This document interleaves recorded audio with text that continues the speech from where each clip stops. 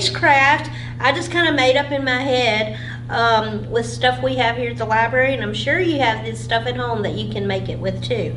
I have a green cup.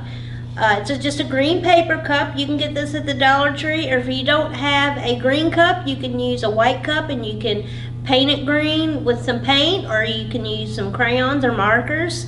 And I just found this big bag of foam stickers that we had here at the library. So I found a star, and I found these little circle shapes, and I just put them on here like decorations, and I have my own little Christmas tree. If you don't have foam stickers, you can use any kind of stickers, or if you want, you can draw your own ornaments on paper and you can cut them out and you can just glue them on your cup. You don't have to have stickers. You can put other things on there too. And if you have any like if you want to put glitter on there, if you want to put some tinsel, if you have like a little ribbon or something like that, just look around your house for different things and you can make your own paper cup tree.